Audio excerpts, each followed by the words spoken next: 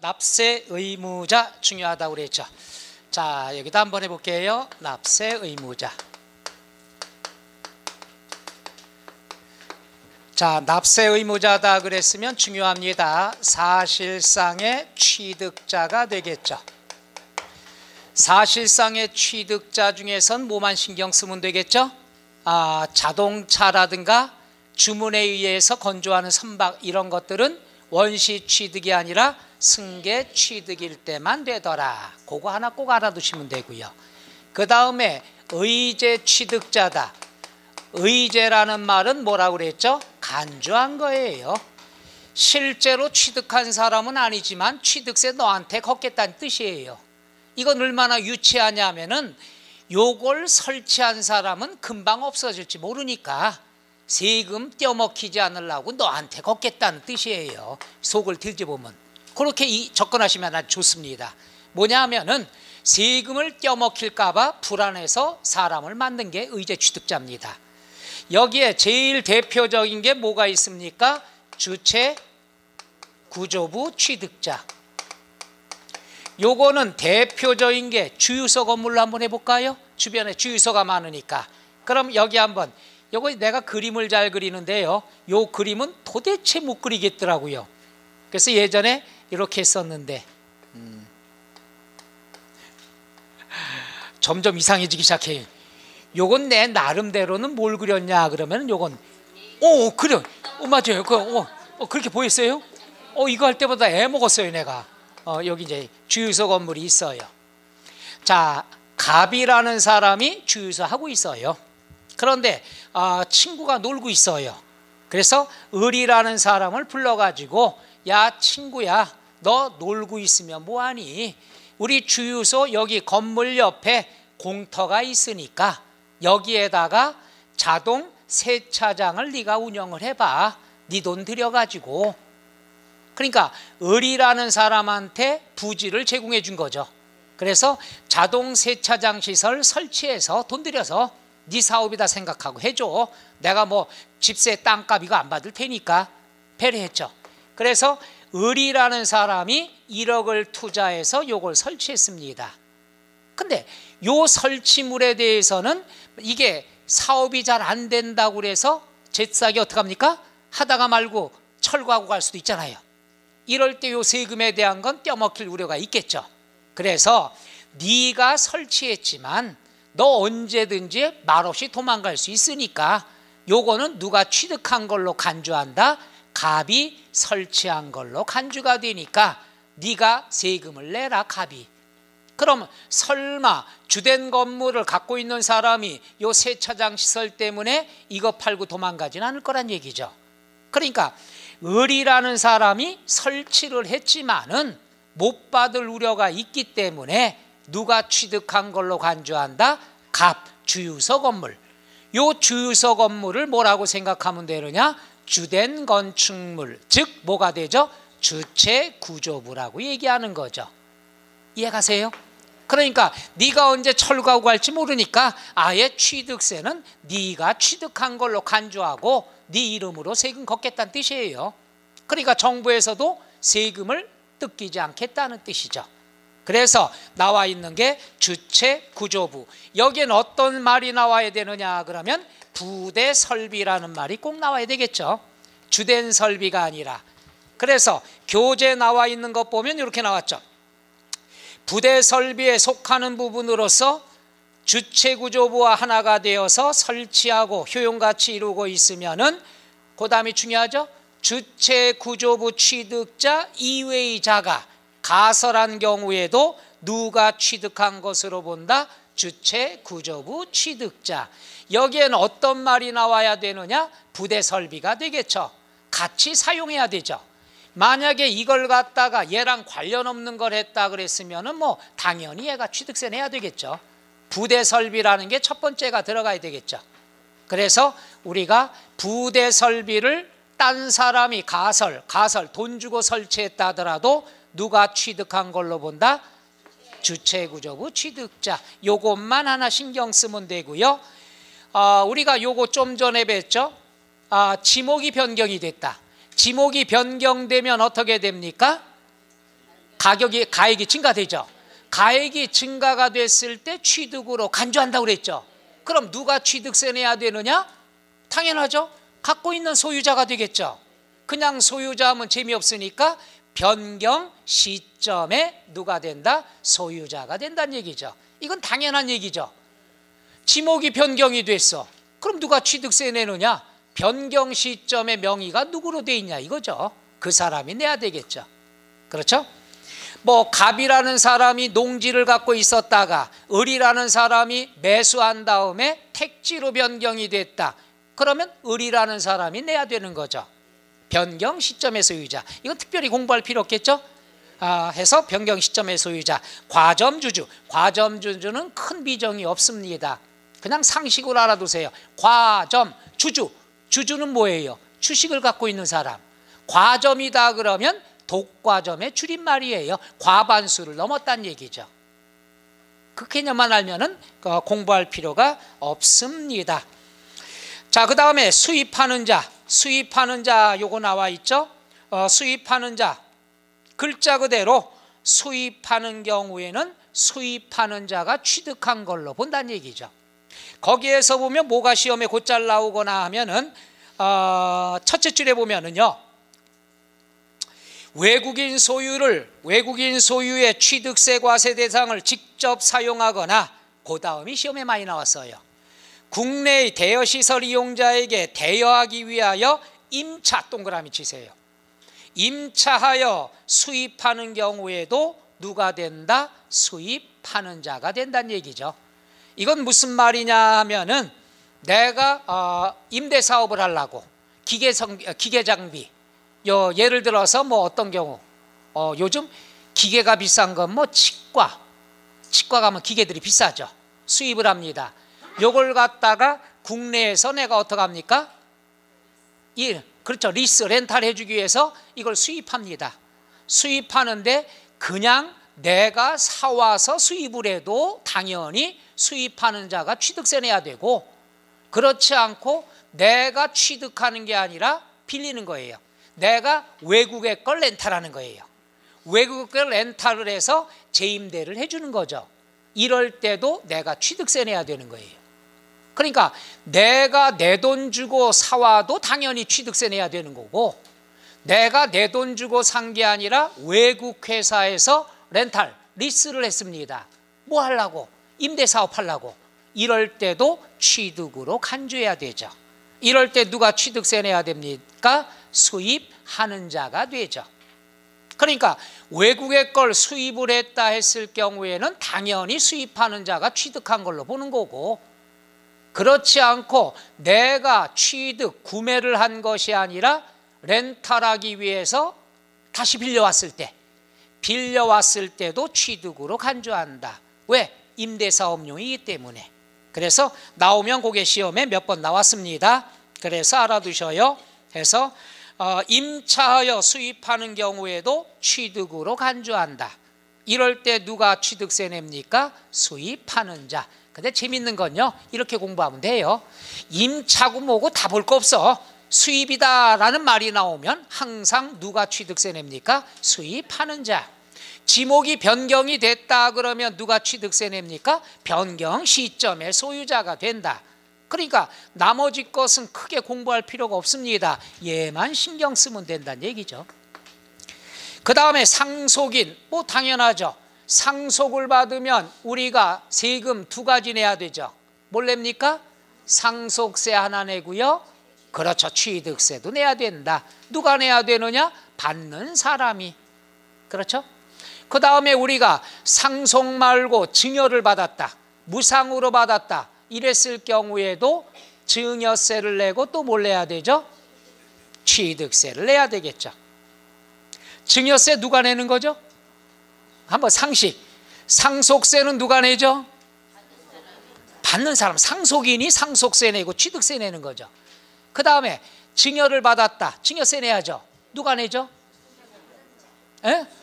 받는 자가 내는 거죠. 증여세도 내고 그 다음 취득세도 내는 거죠. 그렇죠? 만약에 증여를 받는데 내가 세금 낼 금전 여유가 없어요. 수입도 없고. 그러면 증여를 하는 사람이 증여세 대신 내주죠. 이 표정은 왜 이래요? 요건 실무용입니다. 실무용인데, 갑이라는 사람이 을이라는, 요번 시험에 꼭 한문예가 나올 겁니다. 한문 나오는 건 4개가 나와요. 부동산 세법뿐만이 아니라 공인중개사 한문. 내가 문제 유출할게요. 갑을 병정 4개 중에 갑을은 항상 나옵니다. 문제 유출이에요. 이게 꼭 나와요. 친해져야 됩니다. 갑이라는 사람이 을이라는 사람의 증여를 했다 그러면은 증여세, 그 다음에 취득세는 누가 냅니까? 을, 수중자가 내야 되겠죠. 근데 얘가 수입이 없어요. 그러면 누가 대신 내줘요? 갑이 대신 내줘요. 갑이 대신 내주면 뭐 예를 들어 100만 원 냈다 이거예요. 그럼 100만 원 증여세에 대한 것도 100만 원 또 증여로 보고서 100만 원에 대해서 증여세 또 나옵니다. 이게 실무예요. 그러니까 소득이 없어요. 내가 대신 내줘야 돼. 그럼 증여세를 내줘요. 증여세 내주면 그 돈도 증여에 포함되는 거니까 그거에 대한 세금도 또 내야 돼요. 그럼 계속 반복되면 액수가 적죠. 일정 금액 이하는 증여세가 면제가 되는 면세점 시점이 있습니다. 거기서 끝나는 거예요. 계속 내주는 거예요. 좋잖아요. 어차피 줄 거 다 벗어준다는 얘기죠. 이게 이런 거죠. 요번에 그 어떤 그 내정자도 요게 터진 거 아니에요. 그 증여에 대한 것도 증여세 부분에 대한 것도 같이 포함해서 또 주게 되는 거죠. 그렇게 되니까 한 번으로 끝나는 게 아니에요.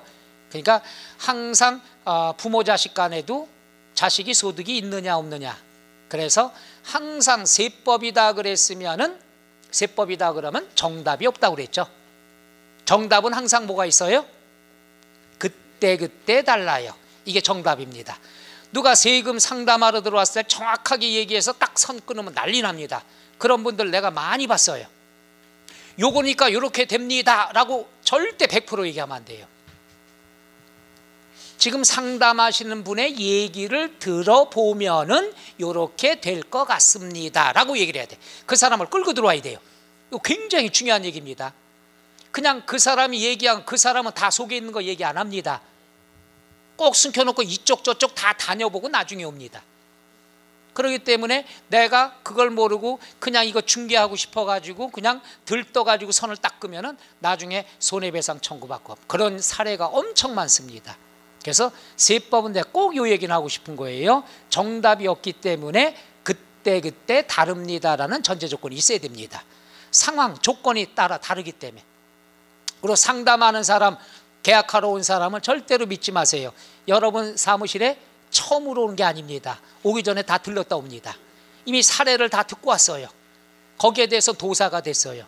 근데도 왜 오느냐? 조금 더 어설픈 사람 만나려고. 통과되면은 괜찮고 아니면은 손해배상 청구할 수 있으니까 큽니다. 여러분도 그렇잖아요, 그죠? 어디 뭐 하러 갈 때 한 군데만 가요? 옷 사러 갈 때 한 군데만 가요? 한 군데만 가는구나. 그 여러 군데를 가서 비교하고 되는 거죠. 그렇죠? 공인중개사 이거 꼭 실무에서 필요합니다. 절대 상담, 세무상담 특히 들어왔을 때 확 잘라서 얘기하면 큰일 납니다. 그걸 녹음하는 사람도 있어요. 다 다녀보기 때문에 절대 거기 넘어가면 안 됩니다. 여러분한테 왔을 때는 몇 군데를 건너왔기 때문에 기본적인 법정 지식은 다 갖고 있다고 보면 돼요. 그런데도 여러분한테 막 하는 건 한 군데 숨겨놓은 게 있어요. 그러니까 여러분은 오래간만에 손님이 왔어. 너무 좋아서 덥석 물었다가는 곡성이 됩니다. 이거 유머인데 영화 안 보셨구나. 됐어요. 이제 끝났어요. 뒤에 가서 리액션은 날 2번 죽이는 거예요, 그죠? 그리고 제일 제가 힘들 때가 뭐냐 하면은 제가 유머를 했는데 거기에 대한 해석을 할 때, 보충 설명할 때 그걸 전 끝까지 합니다. 그래서 상속인에 관한 것 알아두시면 되겠죠. 요거는 나중에라도 공부를 많이 하셔야 됩니다. 왜냐하면은 여러분한테 미리 말씀드릴게요. 고령화가 많이 됐기 때문에 지금 업종 중에서 안 되는 데가 어디 있어요? 산부인과 안 되죠. 산부인과 안 됩니다. 그리고 애들 병원 안 됩니다. 소아과 안 돼요. 근데 뭐가 잘 되냐? 슬픈 얘기죠. 장례식장. 앞으로 미래지향적인 거죠. 거기다가 뭐가 있죠? 상속세, 증여세 관한 그 상담이 많이 들어올 겁니다. 특히 지역적인 데에서는 부동산을 많이 갖고 계시기 때문에 그런 게 많이 상담이 들어올 겁니다. 그러니까 앞으로 상속 증여세에 대한 것은 여러분이 합격을 하시더라도 계속 공부를 하고 하세요. 앞으로 비전이 그겁니다. 또 등치가 크잖아요. 지방일수록 좋습니다. 다 부동산이에요. 그죠? 옛날 어르신분들은 뭐예요? 돈 생기면 뭐부터 사요? 땅부터 사요. 그래서 사례 두 가지가 있습니다. 하나는 뭐냐 하면은 옛날에 어르신이 뭐예요? 아들이 태어나면 지방에서 아들 태어나면 어디로 보내죠? 서울로 보내요? 옛날 그 이모들이 하던 세대인데 그거 그 다음에 그 딸 나면 어디로 보내죠? 여러분 어느 때 하면 천재인데 어느 때 하면 예전에 그 이모 세대에서는 어떻게 해요? 아들을 낳으면 서울로 유학 보내고 딸 낳으면은 밭으로 보내고. 내가 그런 게 아닌데 왜 날 갖다 째려보고 그래요? 그게 아니니까. 옛날 이모들 세대에서 옛날엔 그랬지 이런 드라마 같은 데 보면은 아들을 낳으면 유학을 보내고 딸 낳으면 밭으로 보내고 그 다음에 말 낳으면 그건 또 알아요. 여자분들이 꼭 그 밭으로 보내고 하는 대목에서는 딸 째려보더라고요. 내가 그런 건 아닌데. 그랬을 때 그 아들 유학 보낼 때 어떻게 합니까? 땅 팔고 소 팔고 그죠? 이렇게 해서 그건 어떻게 또 다 하셔 세대가. 근데 내 친구 하나가 그 일산인데 그 학교를 안 보냈어요. 무슨 공부냐 해갖고 그 어르신이 땅에 대한 그 애착이 그렇게 많아가지고 그로부터 이제 한 30년 지났습니다. 어떻게 됐을까요? 아들은 대학 교수가 됐습니다. 실제 제 친구 애들이에요. 대학 교수가 됐는데 아간이에요. 부모한테 불효만 하는 거예요. 시골에서 땅 없어갖고 지금은 땅을 다 팔아서 대학 교수 만들어놨어요. 대학 교수 된 것도 다행이고 아들은 그냥 월급쟁이 하고 있는 거고 아버지는 집에서 땅을 다 팔고 조그만한 거 소작 얻어갖고 그냥 올라오시라니까 안 올라오시고 얘도 또 자주 안 내려가고 친구들이 보기에. 근데 얘는 우리 동창회도 안 나왔었는데 어느 날 나오더니 얘가 변한 거예요. 거기가 신시가지 되는 바람에 일산이요. 안 가보셨구나. 그래가지고 거길 지나가는데 그 땅이 가운데 도로가 뚫린 거예요. 그 땅이. 그 양쪽에 있는 땅값은 어마어마한 거죠. 거기다 또 세금을 피하려고 어떻게 합니까? 조립주택 1층으로 딱 해놔요. 식당, 부동산, 식당, 부동산, 부동산, 카센터 이런 식으로. 항상 신시가지 그 메뉴가 똑같습니다. 양쪽에 있는 게 자기 땅이래요. 그 둘을 딱 걔는 그때 초등학교 분이 못 나와. 초등학교 동창이니까. 누가 난 건지 난 잘 모르겠어요. 누가 난 건지. 대학 교수가 난 건지 졸부가 난 건지. 그럼 과연 그 아버님이 부모님이 어떤 분이 현명하신 분인가는 지금도 난 정답을 모르겠어요. 어르신 입장으로 봤을 땐. 그래서 참 그런 거 보면은 여러분이 나중에 가르쳐줘요. 어느 분이 현명한 판단하신 건지. 지금도 모르겠어요. 예? 그래 아버지가 현명한 판단 어느 아버지가? 그죠? 예? 교수의 아버지는 자 지금부터 좀 다시 시작하겠습니다. 갑자기 확 더워졌죠. 교수를 시킨 사람의 어르신은 땅을 다 팔았어요. 그러니까 아들은 팔아 버렸어요. 그리고 이제 아들의 삶은 이제 대학 교수라는 그 명예를 얻었고, 그 다음에 그 한 어르신은 아들은 교육을 못 시켰는데 그 재산을 물려주셨고, 그러니까 어느 어르신이 현명한 건지는 모르겠어요. 나중에 가르쳐 주세요. 아무리 봐도 양쪽을 봐도 모르겠어요. 예전에는 무조건 대학 교수가 그 어르신이 훌륭하신 분이다 했는데 요즘 같은 경우 보면은 또 이쪽으로 마음이 쏠리기도 부럽기도 하고, 부러우면 지는 건데 그런 경우가 지금까지도 제 주위에 딱 있거든요. 초등학교 동창인데.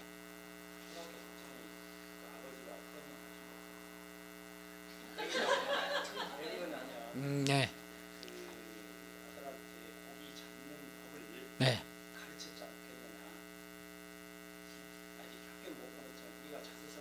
네.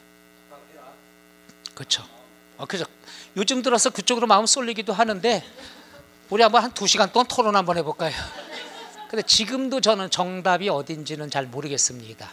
그래서 경험을 해보니까 아직까지도 어느 분이 두 분 다 훌륭하시죠. 어르신들 훌륭하신 건데 자식들은 그죠?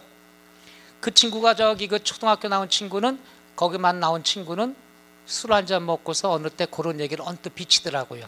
다른 얘기는 안 하는데 학교를 보내줬으면은 지금 돈은 많은데 그죠?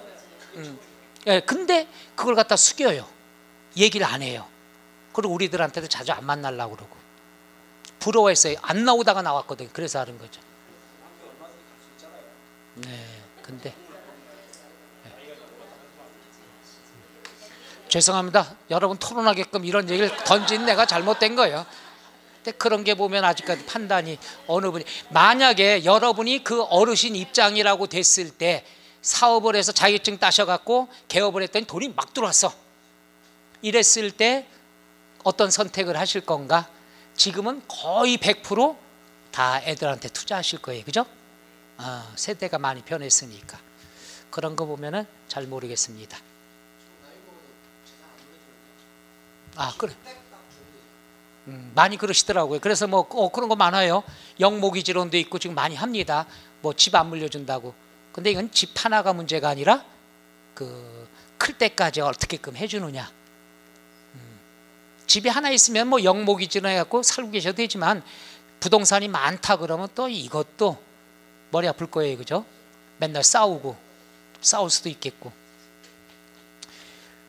어떻게 하다 우리가 미래 얘기까지 나왔어요? 우리에게 중요한 건 공부인데, 그죠? 그래서 요 주유소 건물을 생각하면 주체구조부 취득자 요것만 좀 신경 쓰시고 나머지는 수입하면 수입하는 자, 상속받으면 상속인, 그 다음 지목 변경이 되면 변경 시점의 소유자, 지문에 다 답이 나오니까 그렇게 이해만 하시면 된다는 얘기죠. 오케이? 자, 그래서 거기 그 다음 나와 있는 거 402쪽에 6번 나와 있는데 6번에 보면은 밑줄 치세요. 이것도 많이 나옵니다.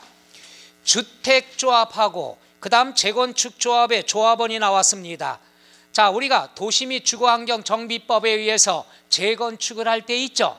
재건축을 할 땐 2가지 조건이 있는데 조합원용으로 취득을 하면은 당연히 조합원이 취득세 내야 됩니다. 그렇지 않을 경우에는 조합이 취득세 의무가 됩니다. 이것도 문제에서 지문이 주어집니다. 문제가 2번째 줄에 나와 있죠. 동그라미 조합원용으로 누구용으로 취득하느냐 이거예요. 조합주택용 부동산을. 재건축조합 요즘 많이 재건축 들어가죠. 그랬을 때 2가지예요. 자, 조합원용으로 취득을 했다. 토지라든가 이런 것들을. 그러면 누가 납세 의무자가 되죠? 조합원이 취득한 걸로 본다. 다만 조합원에게 귀속되지 않은 부동산은 제외된다. 조합원용이 아니다. 그러면 누가 취득한 걸로 보죠? 조합이에요.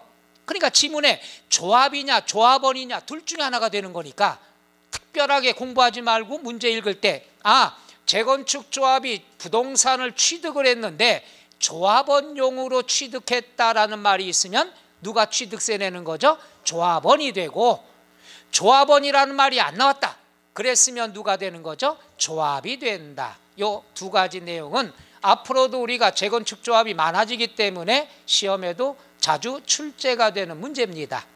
그래서 취득세 납세 의무자 중에서 제일 많이 나오는 게 뭐가 돼요? 주체구조부 취득자하고 그 다음 변경 시점의 소유자하고 그 다음에 조합원, 요 3가지가 많이 출제가 됩니다. 나머지는 이렇다 정도만 보시면 되고 지금까지 한 것만 여러분이 꼭 알아두시면 돼요. 특히 3가지는 꼭 신경 쓰세요. 주체구조부 취득자, 부대설비가 나와야 되겠죠. 그 다음에 2번째는 지목 변경이 됐을 땐 누가? 변경 시점의 소유자. 수입을 했을 때는 수입하는 자인데 임차해서 수입을 해서도 누가 된다? 수입하는 자가 된다. 그 다음에 재건축 조합용 부동산을 샀을 때 조합원용으로 샀으면 누가 된다? 조합원. 그렇지 않으면 누가 되죠? 조합이 됩니다. 그러니까 조합원용이라는 말이 있나 없나만 신경 쓰시면 돼요. 그 다음에 403쪽의 4절 밑줄 취득시기가 됩니다. 취득시기 나와 있는데 체크라는 건 중요한 거죠? 아니죠. 17년도에 출제가 됐습니다. 그래서 이번에는 취득세에서 취득시기라는 것은 좀 제외가 되지 않겠느냐 하는 걸 미리 말씀드려요. 여러분이니까 내가 과감하게 말씀드리는 거예요. 자, 그러면 취득시기 요건 개념만 설명 듣고 들어가죠. 시기라는 말이 나오는데 이건 세법상으로는 굉장히 중요한 말입니다. 왜? 언제 너 취득했냐? 그럼 취득일로부터 며칠이내 신고 납부하죠? 취득일로부터 60일. 60일에만 초점 맞추면 안 되죠. 언제부터 60일이냐는 이거죠. 취득일이죠. 그럼 언제를 취득일로 보느냐? 이게 바로 취득시기예요. 그러니까 취득시기라는 것은 취득일을 얘기하는 거죠. 이거는 여러 가지 사례가 있기 때문에 이걸 알아둬야지 예부터 며칠 이내가 되죠? 60일 이내가 되죠. 근데 내가 언제를 취득일로 보느냐 이걸 몰라가지고 어떻게 된다? 취득일을 잘못 판단을 했다. 그러면 가산세를 물릴 수가 있다는 얘기죠. 그러니까 60일도 중요하지만은 언제부터 60일이냐 이게 중요한 거죠. 이게 바로 취득 시기가 돼요. 우리가 시기라는 말은 언제를 취득일로 보느냐 이건 나중에 배우겠지만 양도소득세도 중요한 게 양도시기예요. 양도시기라는 것은 언제를 양도일로 보느냐 이거죠. 그러니까 여기에 따라 취득세도 내가 신고해야 되는 거죠. 양도소득세도 신고해야 되는 거죠. 그럼 언제부터 언제까지 신고해야 되느냐, 언제부터 60일 계산해야 되느냐, 이게 중요할 수밖에 없다는 얘기죠. 그게 시험에 자주 나왔습니다. 2017년에 나왔으니까 그냥 한 번만 가볍게 보겠습니다. 거기에 보면은 취득시기다 그랬으면은 항상 뭐가 되느냐 요거예요. 첫째, 계약상의 잔금 지급일, 사실상의 잔금 지급일. 계약상이 원칙이에요. 일반적인 건. 일부 예외 사실상의 잔금 지급일이 있습니다. 바로 요걸 나누기만 하면 되죠. 자, 그래서 우리가 403쪽 맨 밑에 보면은 사실상의 잔금 지급일이 되는 경우가 있죠. 사실상의 잔금 지급일이 되는 경우에는 항상 뒤에 넘어가면은 거기 나와 있습니다. 요건 한 가지 잠깐 보면 되는데 사실상의 잔금 지급일이라는 것은 이렇게 생각하면 되죠. 죄송합니다. 항상 먹는 걸로뿐 이해를 못 들어요. 따라해. 국수공판장. 죄송해요. 국수공판장. 국수를 먹을 때는 사실상 돈 치른 날이 작업일이 된다. 취득일이 된다. 여러분 국수 안 좋아해요? 국수 먹을 때는 어떻게 해요? 돈 준 날 먹은 날이 되는 거죠. 국수 언제 먹었어? 나 어저께 먹었는데 어저께 돈 줬잖아. 그럼 어제가 바로 취득일이 되는 거죠. 그래서 대부분의 것은 계약서를 쓰겠죠. 계약서를 쓰면 잔금 얼마는 언제까지 주기로 한다 돼 있죠. 그날을 취득일로 잡습니다. 그런데 국수 드실 때만큼은 돈 준 날이 되는 거죠. 사실상의 잔금 지급일. 한번 해보죠. 국수공판장. 국은 뭐냐? 국가로부터 사왔을 때, 국가로부터 국유지 불화받았다, 하천 불화받았다, 이럴 때는 사실상의 잔금 치른 날이 취득일이죠. 그날로부터 며칠 이내에 취득세 신고하면 되죠? 60일. 이날로부터 60일이 된다는 얘기죠. 그 다음에 수는 뭐가 됩니까? 외국의 걸 수입했을 때. 그 다음에 공은 뭡니까? 공매, 경매, 처분됐을 때. 그 다음에 판은 뭡니까? 판결문. 법원에 의해서 판결문 언제까지 얼마를 줘야 된다. 그럼 그 날짜가 되는 거죠. 판결문이라는 건 법원의 효력 인정이 되기 때문에 판결문에 나와 있는 날짜가 사실상의 잔금일로 보는 거예요.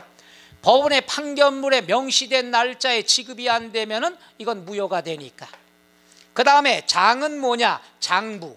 장부는 누가 작성하냐? 법인이 작성한다는 얘기죠. 법인 장부에 의한 날짜가 사실상의 잔금일이죠. 왜냐하면은 법인에서 잔금을 지급하면 장부에 써야 되겠죠. 토지를 공장부지를 3억에 샀다. 오늘 3억을 줬다. 그럼 오늘 3억을 지급했으면 장부에 표시해야 되겠죠. 따라서 회사 장부에 쓴 날이 잔금일로 본다는 얘기죠. 그래서 대부분의 것은 언제를 취득일로 보느냐 그러면 계약서상의 잔금일이 되지만은 국수 드실 때만큼은 계약서는 필요 없다는 얘기죠. 실제로 돈을 준 날, 그날을 뭐라고 얘기하죠? 사실상의 잔금 지급일이 된다는 것.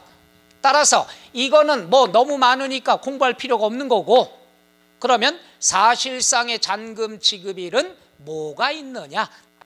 있다. 뭐뭐 됩니까? 시작. 국수, 공, 판, 장 이렇게 써주면 되겠죠. 그래서 국수, 공, 판, 장에 대한 것은 사실상의 잔금 지급일이 된다. 끝. 이렇게만 보시면 되겠죠. 나머지 여러 사례가 있습니다만은 이번에 출제가 됐으니까 이 정도만 여러분이 공부하시면 되겠습니다. 국수 오늘 꼭 갖다 드세요. 국수 드실 때 오늘이 취득일이다. 그럼 오늘로부터 60일 이내에 취득세 신고한다. 이렇게 하시면 되죠. 국수를 싫어하시는 분은 짬뽕 공판일 없잖아요. 국수뿐이 없습니다. 그래서 앞으로도 이런 줄인 게 있지만은 다 먹는 걸 예를 들기 때문에 조금 이해를 해 주십시오. 자, 405쪽에 무상승계라고 나와 있는 것은 거기에 원칙 하나만 볼게요. 무상승계 취득에선 하나 원칙 기억. 무상승계는 동그라미 계약일이 된다는 것. 괄호 안에 상속 또는 유증으로 인한 취득의 경우에는 상속 개시일 또는 유증 개시일이라고 합니다. 유증이 뭐죠? 유증? 유언에 의한 증여죠. 이건 어떤 때가 많냐 그러면은 이렇게 됩니다. 이런 게 있죠. 꼭 겨울만 되면 이런 일이 일어나죠. 이런 게 좋은 일입니다. 좋은 일. 떡볶이 할머니 대학가에서 떡볶이 할머니 떡볶이 30년 팔아서 전 재산을 대학교에 기부했다. 이런 거 보십니까? 절대로 할아버지 없습니다. 기부하신 분은 다 할머니예요. 그죠? 김밥 할머니, 떡볶이 할머니지 떡볶이 할아버지 없습니다. 할머니들이 좋은 일 하시죠. 근데 슬픈 일이 있어요. 혼자 되신 할머니들이에요. 그러니까 할아버지를 먼저 보내시고 남으신 분. 그러니까 남자분들이 불쌍하다는 거 얘기하려고 그 얘기하려고 먼저 한 겁니다. 얼마나 힘드셨으면 남자분들 가고. 좋은 일은 할머니가 하시고. 그죠? 남자분들이 짠하죠? 우리 남자분들 위해서 묵념하고 시작할까요? 저기서 강의를 나가는데 그런 얘기한다. 이렇게 같이 얘기를 하다 보니 쉬는 시간에 얘기를 하는데 제일 싫대요. 이 여자분들까지 얘기하는 걸 얼핏 들었는데 그때 특강할 땐가 짜증나 죽겠어. 밖에도 안 나가 이래요. 이거 저 젊은 친구들은 이거 들으면 안 되는데 그 뭔 소린가 이렇게 들어봤죠. 그랬더니 노는 날 꼭 집에만 있대요. 그게 그렇게 꼴 보기 싫대요. 그럼 맞아요? 뭐가 네요. 그럼 남자분들은 젊었을 때 열심히 일해가지고 다 돈 갖다 주고 지금 힘들 때 집에서 좀 다닐 기력이 없어 집에 쉬실 때는 그 밥 차려주는 게 그렇게 보기 싫대요. 그리고 어떤 분은 더 심한 얘기도 들었어요. 잠잘 때 뺨때게 때려봤대요. 내 더 이상 터뜨릴 게 더 많아요. 이거 왜 날 째려봐. 내가 그런 게 아니라니까. 지금 나는 딴 사람이 얘기한 걸 전달만 한 거예요. 나중에 더 얘기 드릴게요. 남자분들 언제 시간 되면. 야, 세상에 지금 딱 두 가지 건 별거 아니래요. 집에 일요일 날이 있으면 그렇게 싫대요. 꼴 보기 싫고 먹는 것 자체도 싫대요. 밥 먹는 모습도 싫고, 예? 예, 그죠? 그리고 잠잘 때 자는 모습, 잠이 안 오시는데 옆에 보니까 그래 코 골고 잘 자더래요. 그거 자는 것도 싫대요. 그렇다고 때리고서 하면 몰래 숨고, 그럴 때 희열을 또 느끼신다고 그러대. 지금 1탄, 2탄까지만 했죠? 남자분들 더 심한 얘기 있습니다. 그건 나중에 또 한번 해드릴게요. 그럼 이거 어떻게 할머니 얘기하다가 또 돌아갔어요. 할머니가 김밥 팔아서 전 재산이 3층짜리 건물이 있는데 이걸 갖다가 기부를 합니다. 또는 기부하면 좀, 그럼 언제가 그럼 취득으로 보느냐? 바로 이 개념이 되겠죠. 기부라는 건 무상증여입니다. 무상증여인데 언제를, 그러면 소유권이 어떻게 돼? 할머니에서 학교 재단으로 이전을 해야 된다는 얘기죠. 그러면 취득세는 누가 내야 되는 거죠? 학교에서 내야 된다는 얘기죠. 그럼 언제를 취득일로 보느냐에 따라 취득일로부터 60일 이내 내야 된다는 얘기죠. 안 그러면 가산세 나오니까. 그럼 언제를 취득일로 보겠어요? 그때 달라요. 내가 맨날 얘기한 게 있는데 그때 달라요. 왜냐하면 거의 유언을 쓰잖아요. 내가 죽으면은 한다, 죽는 날로 해서 한다, 뭐 이렇게 나오잖아요. 그럼 그날이 되는 거예요. 그날이 바로 우리가 상속계시일, 유증계시라고 하는 거죠. 그날이 취득일이 되는 거예요. 그렇지 않고 내가 나 저기 가게가 조그만 거 있으니까 이 건물은 내일부터 내가 줄게, 그럼 내일로 넘겨줄게, 그럼 계약일이 취득일이 된다는 얘기죠. 그러니까 두 가지가 있어요. 그때 다르다는 거죠. 어떠한 유증이다, 유언을 미리 작성하고 또는 계약서를 썼는데 계약서 조건 중에서 내가 사망을 한 다음에 이걸 넘겨주기로 한다, 그랬을 때는 언제? 유증계시일, 그죠? 그렇지 않고 아무 말이 없고 그냥 이거 너 줄래? 저 내일부터 이거 갖다 써, 그랬을 땐 계약일이 된다. 그러니까 원칙은 항상 무상이다 그러면 계약일을 원칙으로 합니다. 다만 거기에 유언에 의한 증여가 있다 또는 상속이다 그랬을 땐 계시일이 된다, 이런 얘기들이 되겠죠.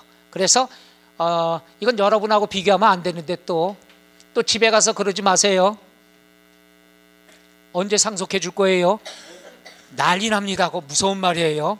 오늘 집에 가서 아버지 언제 상속해 주실 거예요? 그럼 언제 돌아가실 거예요? 이 소리 물어보는 거니까. 무서운 말이죠. 지금은 이게 안 무섭습니다. 여러분 이따가 집에서 주무시기 전에 이 생각하면 무지 무섭습니다. 자식이 와서 아빠 언제 상속해 줄 거예요? 틀림없이 오늘 주무시기 전에 생각납니다. 목소리도 아들이 깔고서 얘기했을 때 언제 상속해 줄 거예요? 이건 안 무섭지가 않아요. 목소리 밖에 비가 막 오는데 목소리 깔고서 아빠 언제 상속해 주실 거예요? 무지 무섭습니다. 예? 예.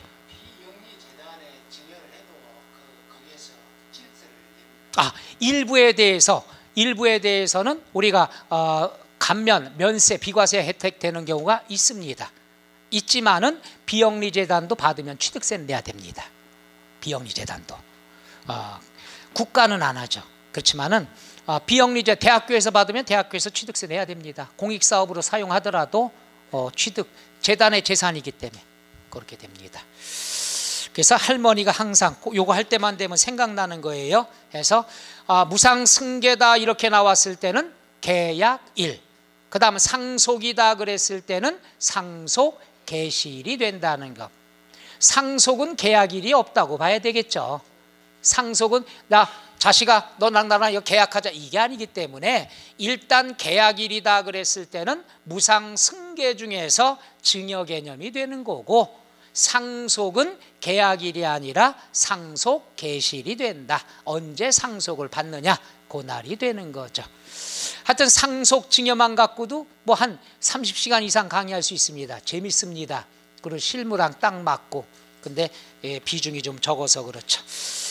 자, 그 다음에 나머지 것들을 보실 거 5절 과세 표준 나왔습니다. 자, 이제 과세 표준에 관한 것은 도대체 가격을 얼마로 봐야 되느냐, 과세 표준도 중요합니다. 별 표시해야 되겠죠. 과세 표준은 우리가 취득세다 그러면 취득한 사람이 내는 거죠. 그러면 취득일로부터 며칠 이내 신고 납부하죠? 그렇죠. 그러면 신고가액이 원칙이 되는 거예요. 왜? 취득세는 내가 신고하는 거니까, 야, 내가 얼마에 샀으니까 얼마짜리로 해서 세금 낼게. 금액은 내가 결정하는 거죠. 신고가액. 그런데 신고를 안 하거나 신고가액이 없을 때만 시가 표준액을 적용하면 되는 거죠. 그러니까 딱 두 개만 공부하시면 돼요. 신고가액이 원칙이에요. 근데 신고가액이 없거나 신고가액이 시가 표준액보다 적을 경우에, 이럴 때는 뭐가 되죠? 시가 표준액. 그럼 따져보죠. 이렇게 생각하시면 편하죠. 신고가액이다 그러면 시가 표준액으로 신고하는 사람 없죠. 거래가액은 대부분이 뭐가 되죠? 거래가액이다 그럼 실지거래가액이죠. 따라서 신고가액은 대부분이 뭐가 돼야 돼요? 실거래가가 돼야 되는 거죠. 그런데 실거래가를 갖다가 터무니없이 다운계약서 쓸 때 있죠. 다운계약서 쓰는 걸 막기 위해서 최소한의 금액을 만든 게 시가표준액이에요. 그러니까 시가표준액이라는 건 뭐냐? 재산세 고지서 보내죠. 거기에 금액을 결정하는 기준되는 금액이 바로 뭐가 되느냐? 시가표준액이에요. 그래서 시가표준액의 뜻이라는 것은 우리가 지방세를 부과하기 위해서 만들어 놓은 기준 가격을 얘기하는 거죠. 요건 1년에 한 번 정도 공시하죠. 요건 좀 기억날 거예요. 땅으로 본다면은 공시지가 들어보셨어요? 이런 것들이 다 시가표준액이 된 거예요.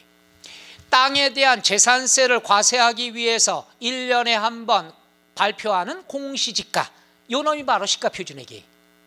건축물에 대한 건 시가표준, 땅에 대한 건 공시지가, 이런 표현을 씁니다. 그러니까 지방세를 부과하기 위해서 만들어 놓은 기본적인 가격. 그러면 신고가액이 높아요? 시가표준액이 높아요? 신고가액이 높죠. 근데 다운계약서를 써서 터무니없이 내려갔다 그러면 뭘 적용하죠? 시가표준액. 최소한 이거는 걷겠다는 얘기죠. 그래서 원칙은 신고가액이 원칙이지만 신고가액이 없거나 시가표준액에 미달하게 신고될 때는 뭘 적용해야 된다? 시가표준액을 적용해야 된다. 이렇게 정의하면 된다. 그래서 거기 나와 있는 게 뭐가 있느냐? 405쪽 맨 밑에 나와 있죠? 405쪽 맨 밑에 첫째 줄부터 볼게요. 과세표준은 취득세를 계산하기 위한 기초가 되는 물건의 가액이다. 두 번째 줄, 신고하는 가액이 원칙이지만 예외적으로 시가표준액 또는 사실상의 취득가액으로 처리가 된다. 사실상의 취득가액이다 그랬으면은 좀 전에 얘기했죠. 뭐가 있어요? 여기 나온 거 있었죠? 요거 사실상의 잔금 지급일 있죠? 이럴 때 뭐가 되죠? 시작. 국수공판장 나왔죠? 그죠? 그럼 사실상 요거 봐요. 시가표준액 또는 사실상의 취득가액. 요건 뭐냐 하면 요 놈으로 신고하는 게 대부분 맞아요. 요거랑 크게 차이 나지 않습니다. 근데 이거는 들통나는 거예요. 남들이 인정하는 금액이에요. 사실상의 취득가액이 된다는 것은 대부분이 요 놈과 요 놈은 같아요.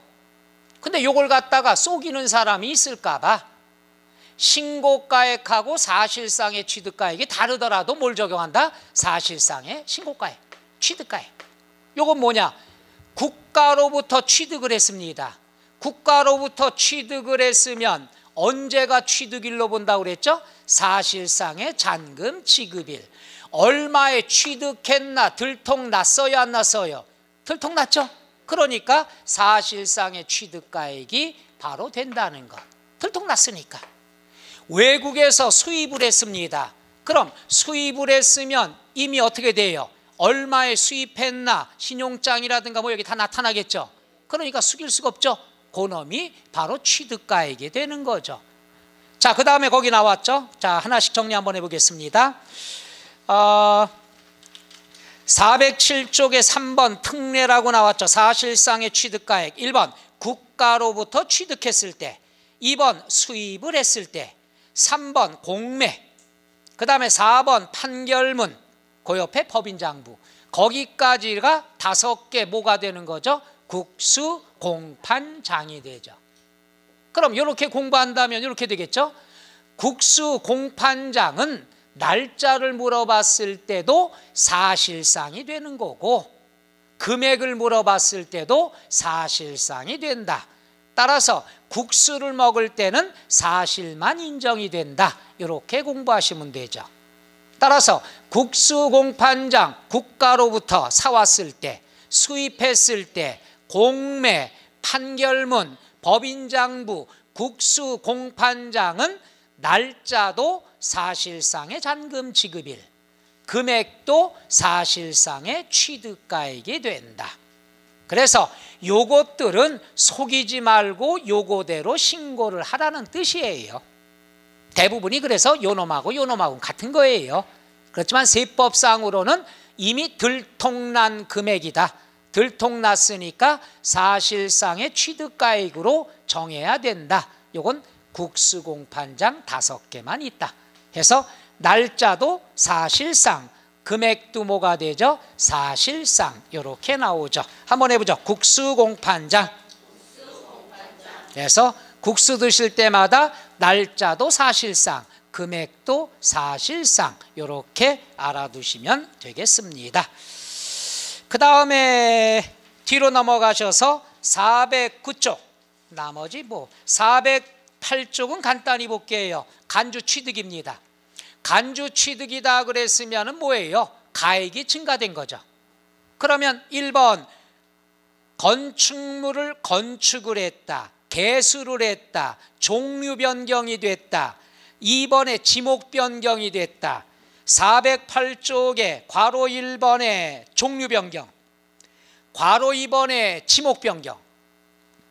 그럼 종류를 변경을 하거나 건축을 하거나 개수를 하거나 지목 변경이 되면은 취득은 아니지만 취득으로 간주한다고 그랬죠.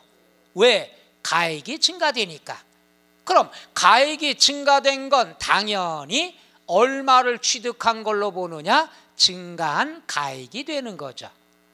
예를 들어서 3층짜리 갖고 있는데 증축을 했습니다. 1층이 늘어났죠. 그럼 1층 늘어났으면 늘어난 감액, 1층에 대한 4층짜리죠. 4층에 대한 가액을 취득가액으로 본다는 얘기죠. 지목 변경했습니다. 원래 농지였어요. 농지를 살 때 얼마 샀느냐? 1,000만 원 주고 샀어요. 그때 이번에 신시가지 개발이 들어가면서 택지로 변경이 돼서 100억이 됐어요. 어휴, 말만 들어줘도 되니까요. 너무 많이 차이 나서 안 되겠다. 농지 살 때 1억 주고 샀어요. 100억이 됐어요. 99억 늘어났죠. 99억에 대한 취득세 낸다는 얘기죠. 요게 어디서 제가 또 했냐 하면은 제가 천안에 그 삼성전자 들어간 데가 있죠. 아산면, 탕정면, 갈산 이쪽인데 거기가 다 무슨 밭이냐 하면은 포도밭이거든요. 포도가 많아요. 포도밭인데 거기가 다 산 하나를 깎은 거 아니에요. 차로 다녀도 하루를 봐야 돼. 거기가 널 깎을 때부터 갔어요. 산 있을 때부터 갔으니까. 거기 대학교 강의 나가느라고 한 몇 년 강의 나가느라고 가봤습니다. 닦을 때부터 야, 어마어마하더라고요. 어마어마해요.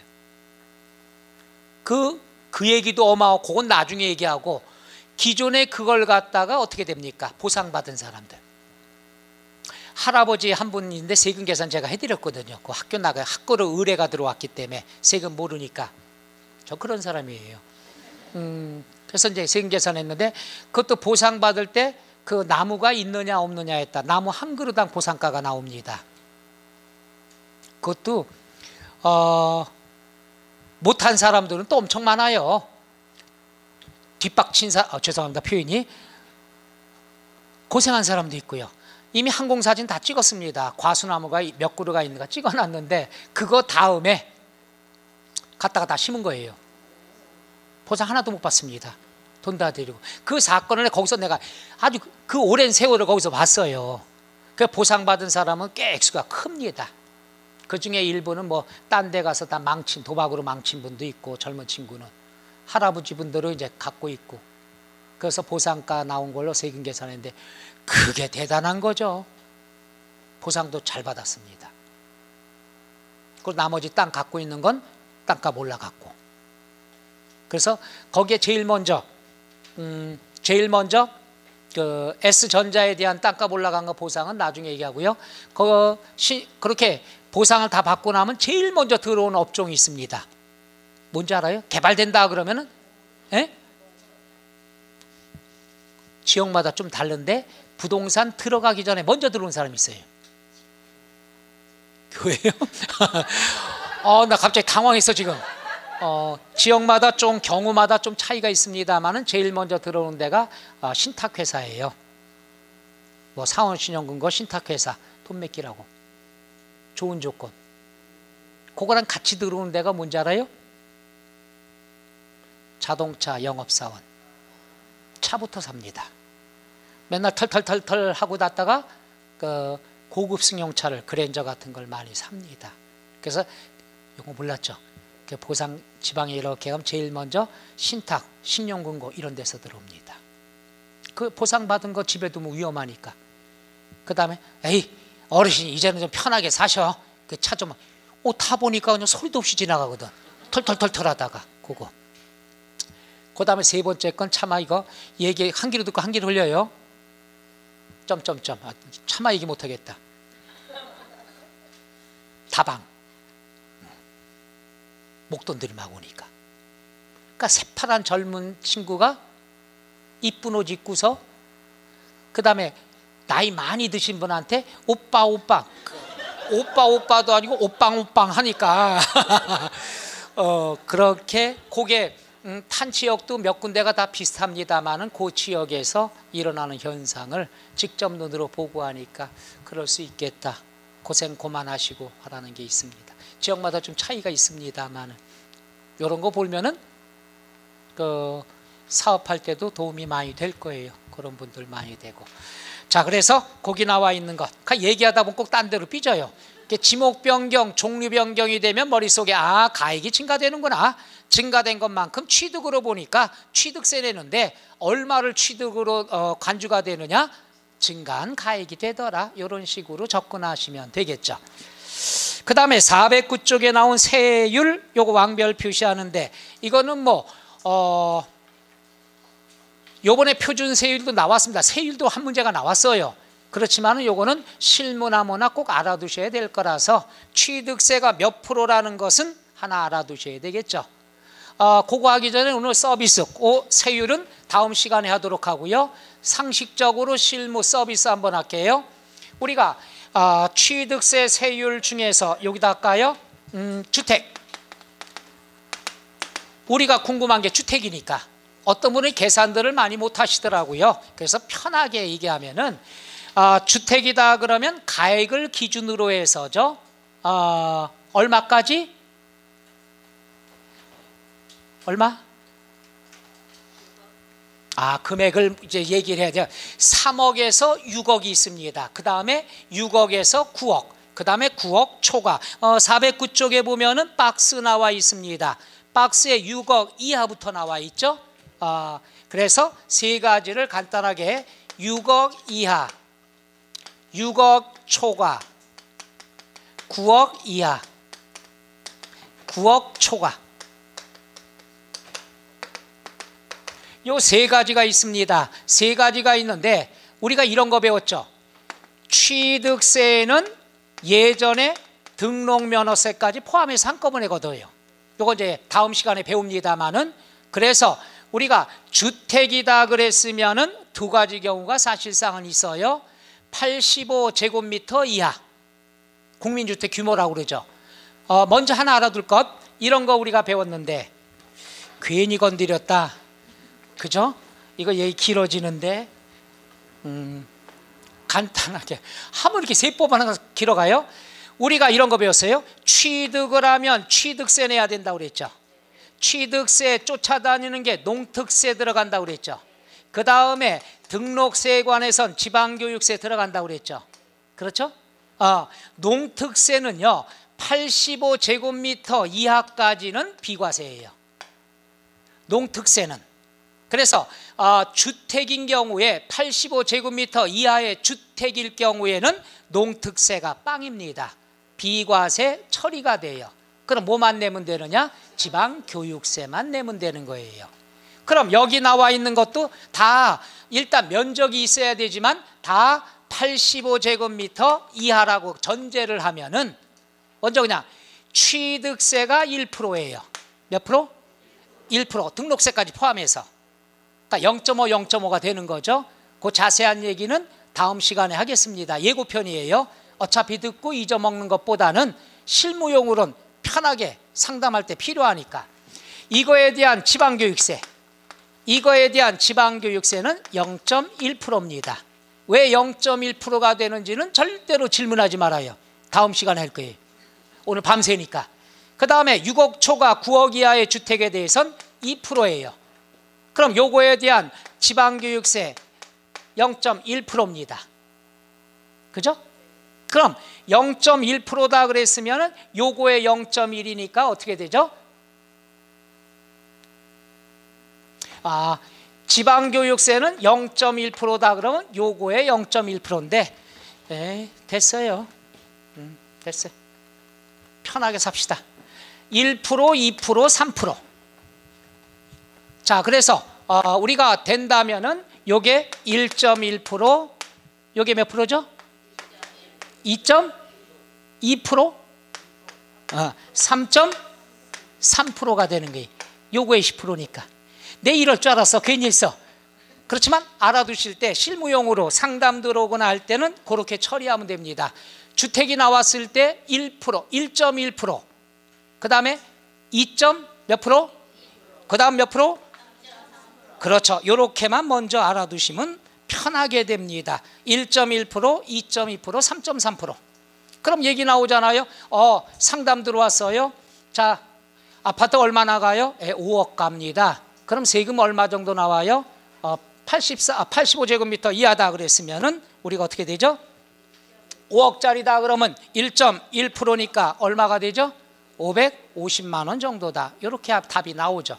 그래서 일단 나중에 그 부가세도 설명하겠습니다만은 오늘 편하게 6억 이하, 6억 초과 9억 이하, 9억 초과 주택 세 가지일 때 세율, 취득세는 얼마 내느냐, 부가세까지 포함해서. 자, 6억 이하는 얼마? 1.1%. 그 다음 9억 이하는 2.2%, 9억 초과는 3.3%. 거기 안에는 취득세, 등록세, 그 다음 지방교육세 다 포함된 가격이다. 이렇게 일단 실무용으로 먼저 접근하세요. 그 다음 저거 어떻게 계산이 되는가는 따로 설명을 해드릴 겁니다. 그냥 간단하게. 오케이?